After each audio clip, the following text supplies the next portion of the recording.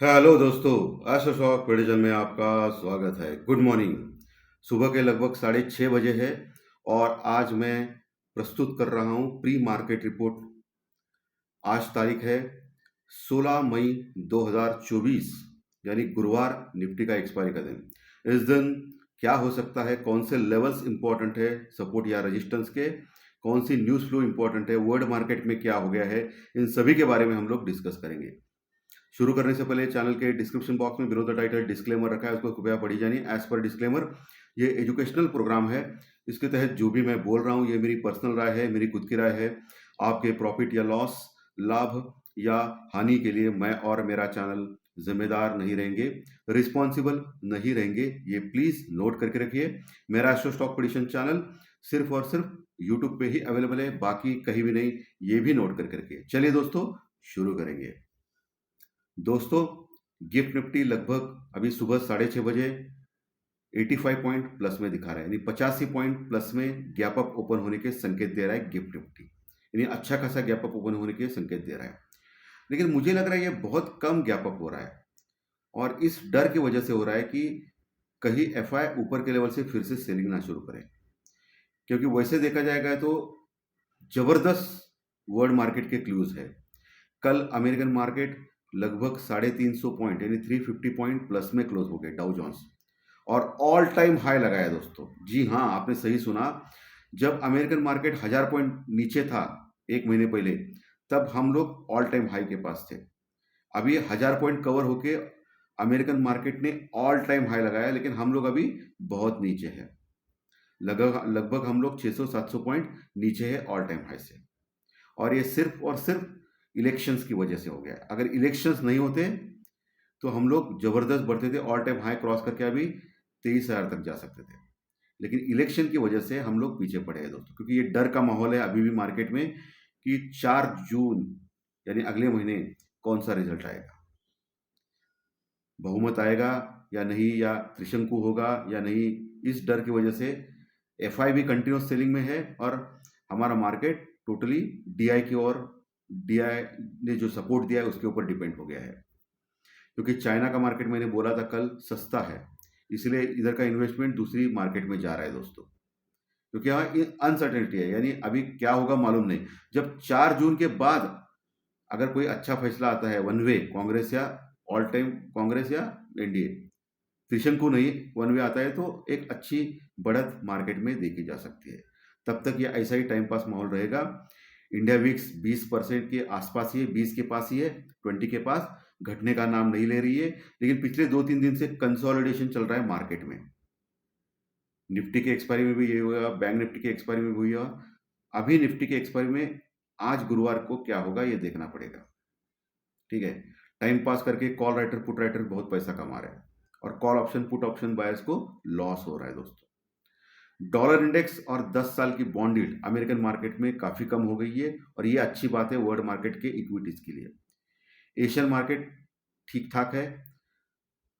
डाउ फ्यूचर लगभग 50 point 50 point plus में अभी सुबह 6:30 बजे, यानी अमेरिकन मार्केट लगातार तेजी कर रहा है, और आज आईटी के स्टॉक्स अच्छे चल सकते हैं। एचसीएल टेक, ये स्टॉक जरा अच्छा लग रहा है दोस्तों आईटी में, क्योंकि बहुत गिरावट से वो नीचे आ गया था। कल उसने स्ट्रेंथ दिखाई एचसीएल टेक ने, और आईटी का ये जो दिग्गज शेयर है एचसीएल टेक, ये बढ़ सकता है आगे, ऐसा मुझे लग रहा है। लेकिन जो भी इन्वेस्टमेंट या ट्रेडिंग करना है आपको, आप किसी अच्छे फाइनेंशियल एडवाइजर से एडवाइस करके कीजिए, ताकि आपको लॉस ना हो। लेकिन मेरा काम है अच्छे अच्छे स्टॉक बताना, आपको लेना है या नहीं ये आपको डिसाइड करना है।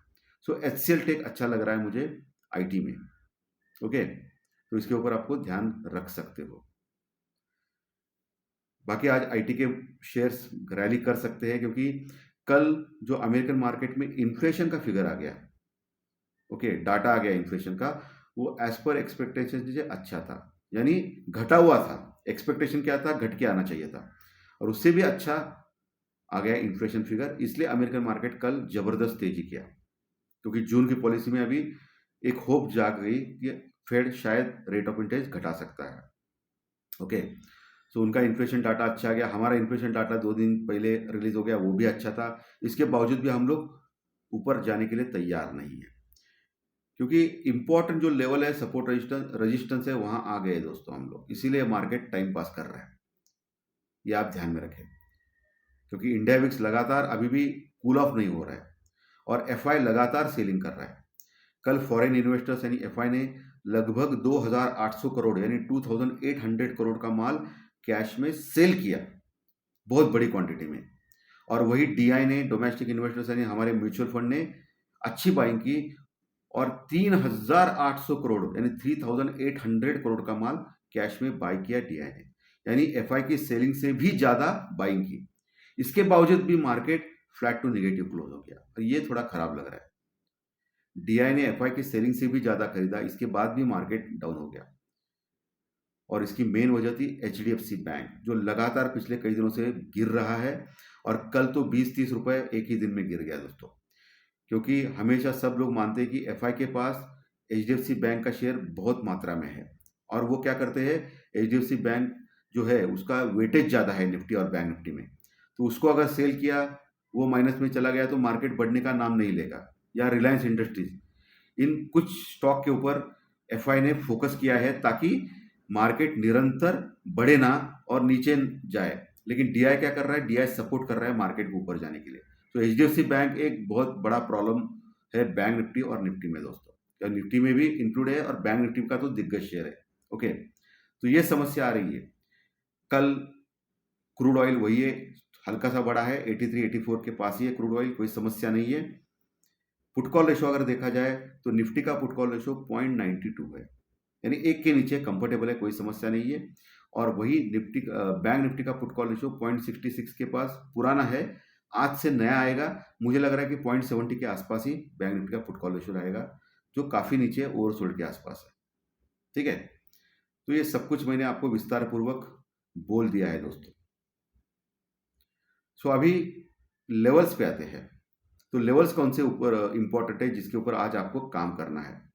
85 पॉइंट गैप अप दिखा रहा है गिफ्ट निफ्टी सुबह, ठीक है, कितना दिखा रहा है 85 पॉइंट, और मुझे लगता है ये बहुत कम है, लेकिन ठीक है, क्योंकि गिफ्ट निफ्टी जो दिखाता है वो होता नहीं, वो तो आपको मालूम है 10 में से 7 बार फ्लॉप ही हो जाता है, तो ओपन होने के बाद पता चलेगा। लेकिन अभी जो 85 पॉइंट गैप अप दिखा रहा है, 22,200 22,200 के ऊपर निफ्टी कल क्लोज हो गया था, मात्र 17 पॉइंट माइनस में।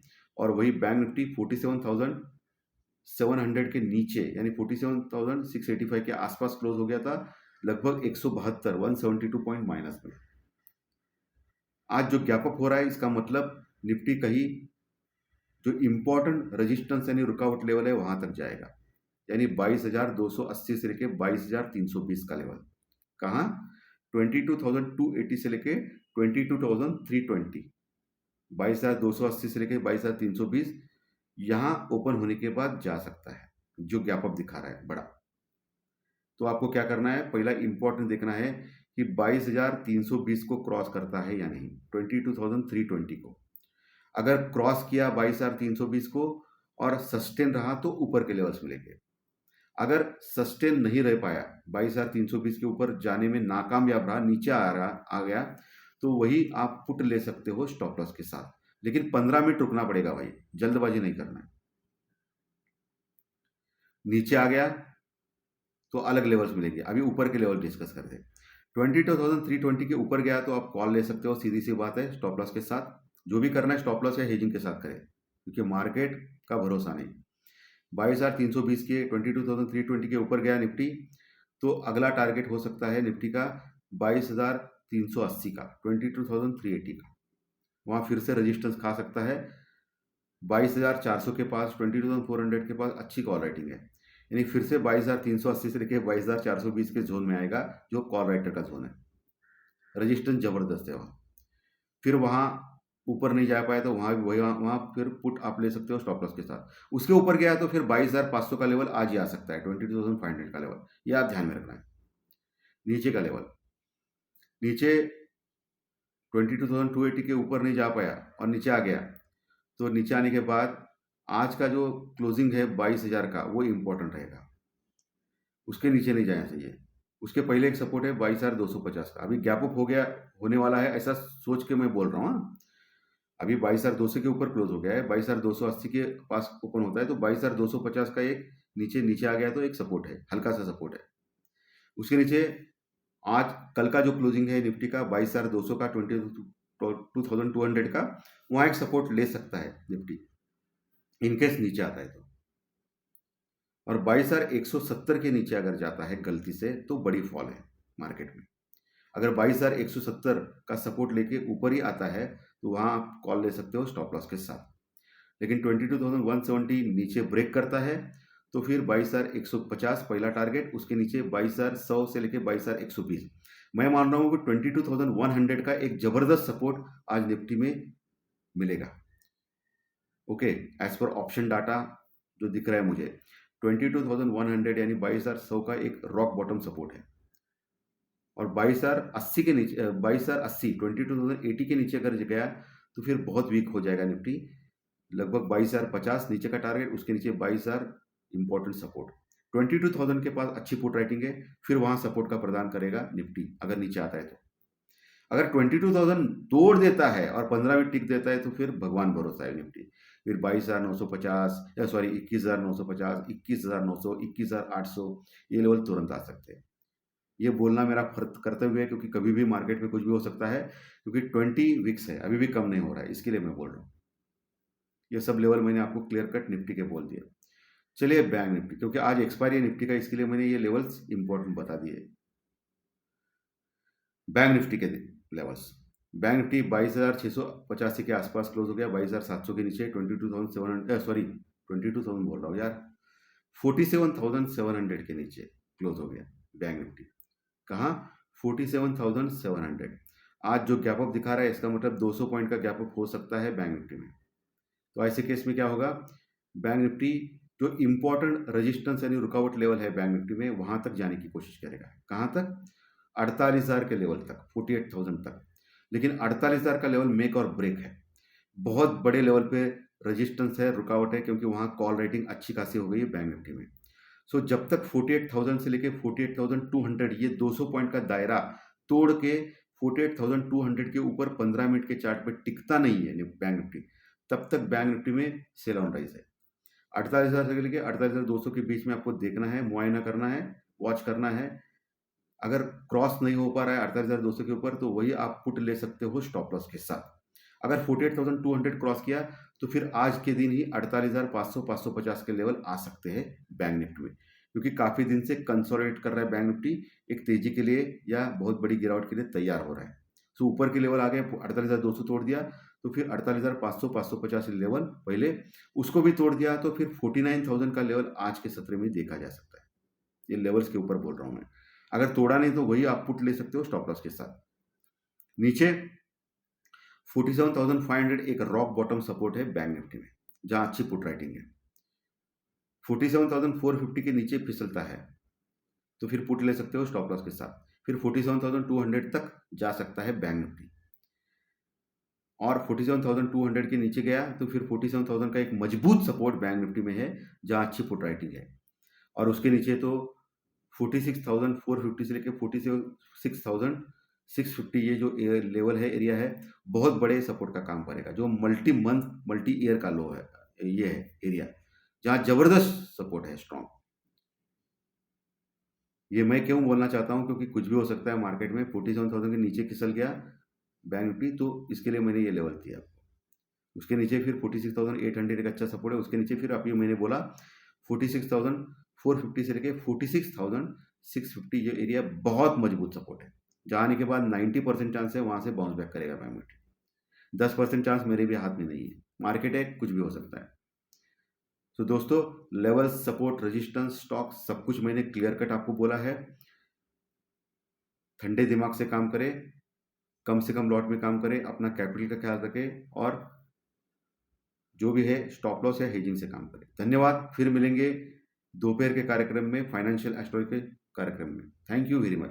अच्छा लगा कार्यक्रम तो लाइक दबाइए, कमेंट बॉक्स में कमेंट्स लिखिए, और जो नए दर्शक पहली बार चैनल देख रहे हैं वो सब्सक्राइब का बटन जरूर दबाएं, ताकि आपको आने वाले सभी वीडियोस इसी चैनल के ऊपर सिर्फ और सिर्फ यूट्यूब के ऊपर जरूर देखने मिलेंगे। धन्यवाद।